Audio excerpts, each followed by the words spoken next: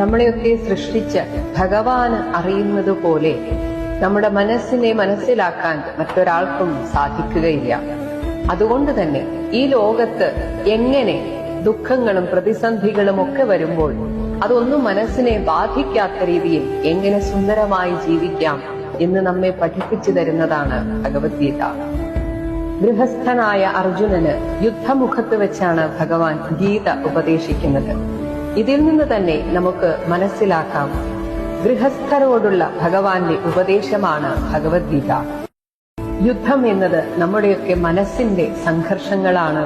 ജീവിതത്തിൽ നമ്മൾ അഭിമുഖീകരിക്കുന്ന പ്രതിസന്ധികളും പ്രശ്നങ്ങളുമാണ്.